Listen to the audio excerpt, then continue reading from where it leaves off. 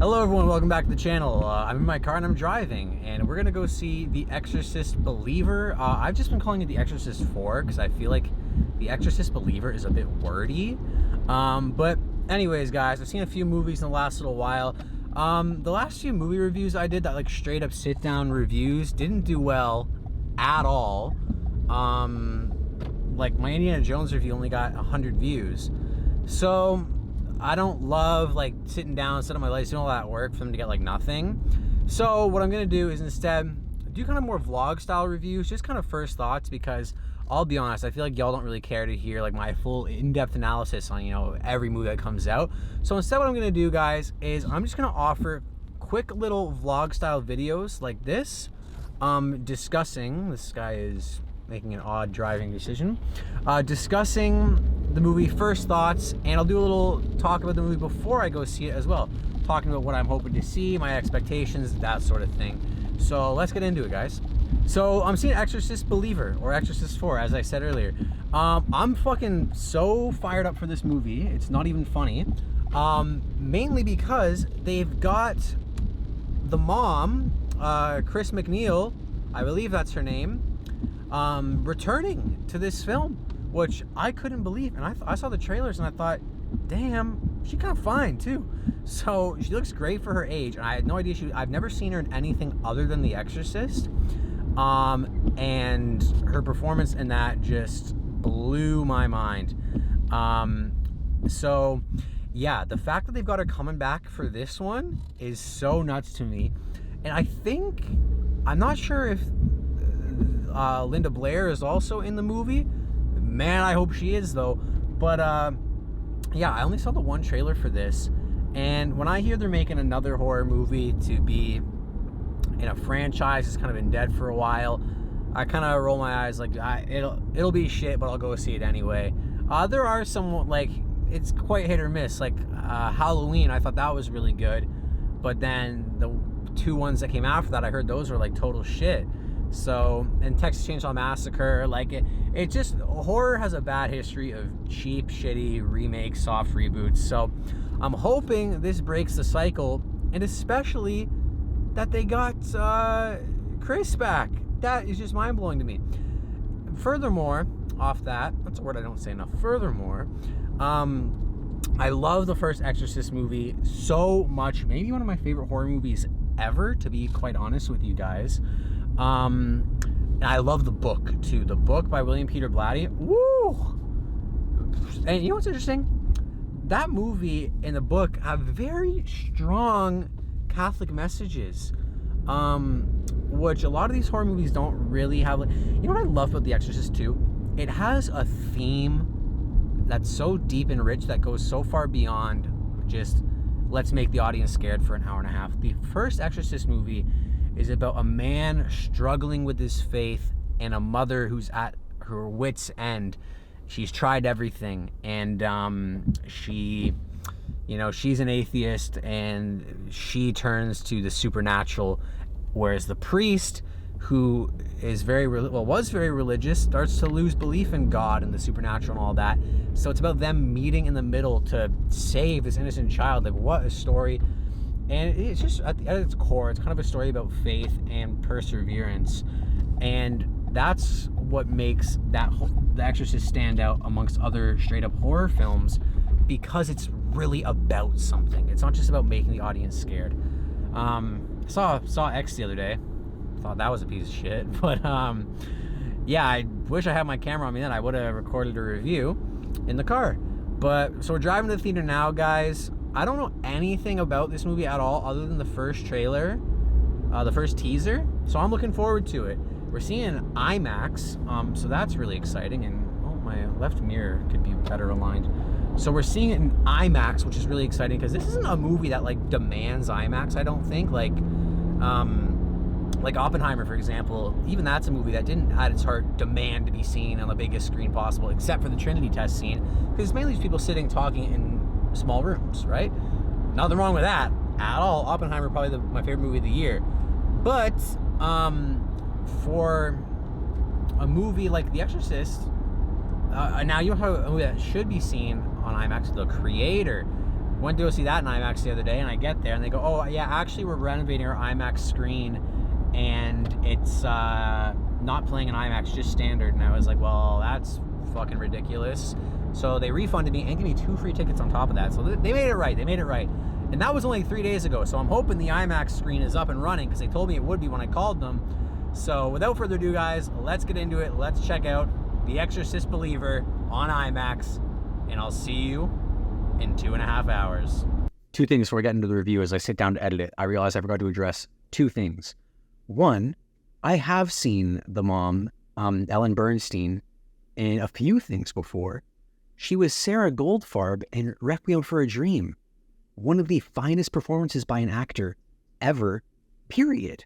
So I completely forgot I saw that somehow.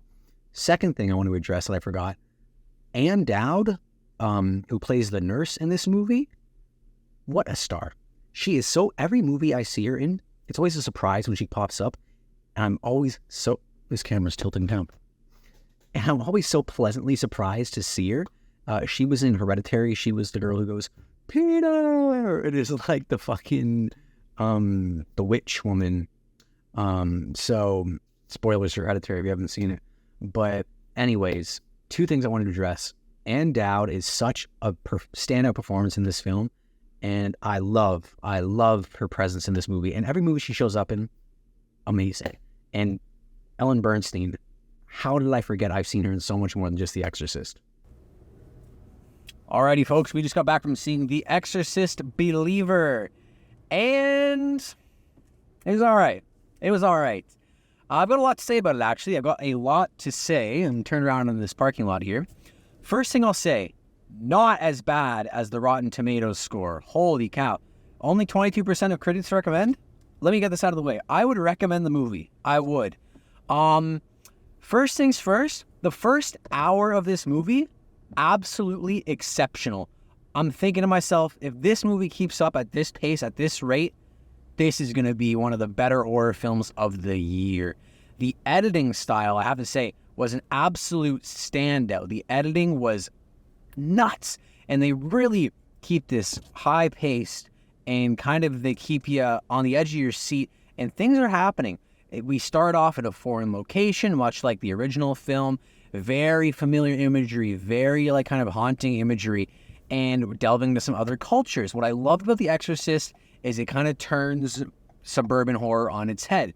Yes, it takes place in this nice little suburban town, but it starts off in like Iraq or something like that. Something very outside the box, as did this one. And I'm like, okay, we're going to expand on the Exorcist lore. Incredible.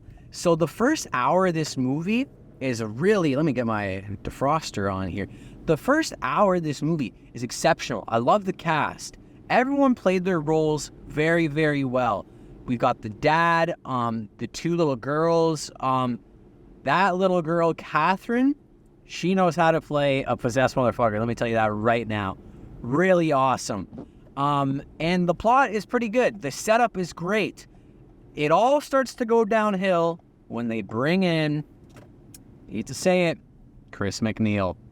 First red flag in the movie is you see it in the trailers, some old YouTube footage of Chris McNeil.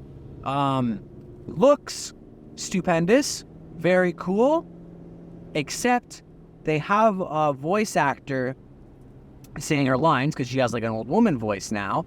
The voice actor sounds nothing like her. So that was the first red flag. I'm thinking, this woman trying to sound like Chris McNeil is certainly not Chris McNeil, but whatever, I'll let it slide. Then they bring in old Chris McNeil.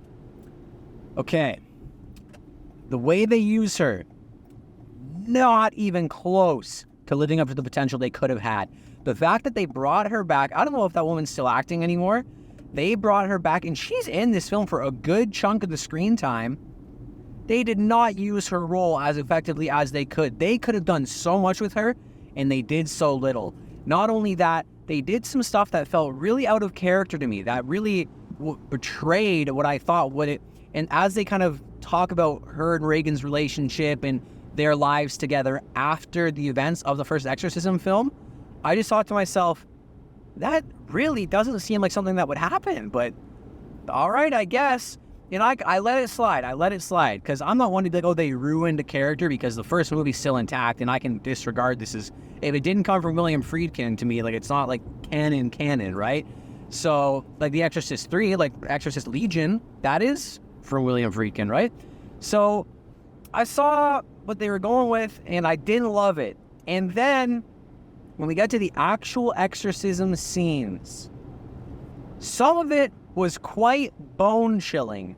Some of it was really exceptional, actually. But the bulk of it was just your run-of-the-mill exorcism stuff that you see in any other exorcist-type movie. There's a lot of exorcism movies out there. And for a lot of the scenes of them being exorcised, it felt like that. But then there are these moments, these flashes of brilliance where it feels like a new expansion on what we know from the other Exorcist movies.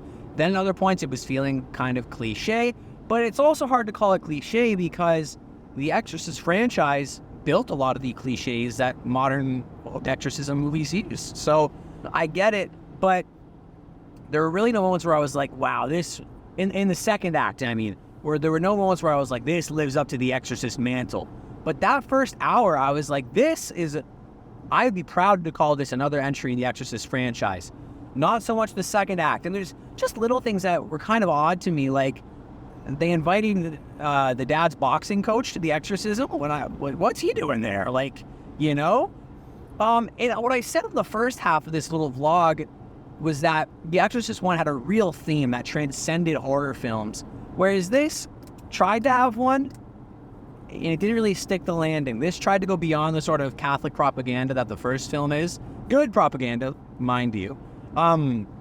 But it tried to go beyond just like Catholicism and expand a bit more on the lore. And it just kind of didn't like fall flat on its face or anything, but it didn't stick it as good as it could have. It was just like, okay, cool, I guess. But I was never like blown away or anything like that, unfortunately. But the number one thing is I was never fucking like rolling my eyes, except for one little line. And I'll tell you, because it's not even a spoiler.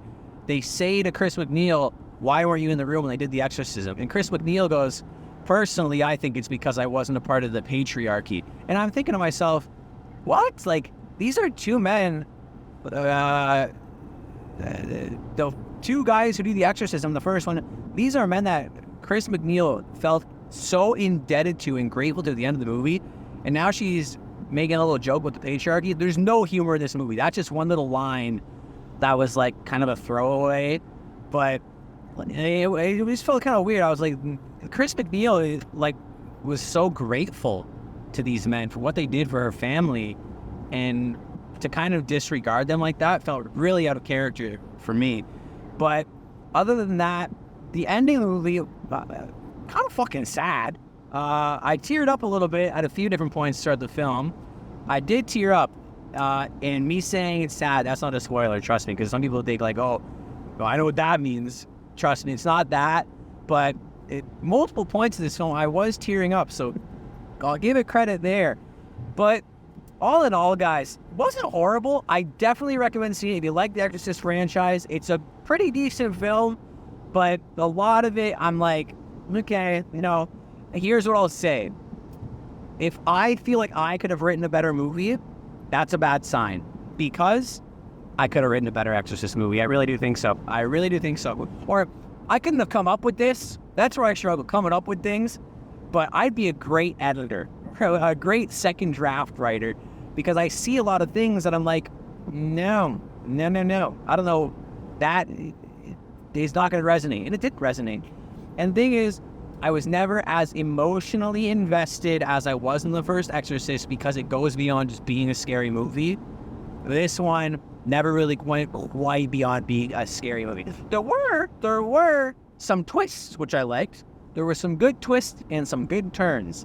But all in all, guys, we're going to give this 5.5 out of 10.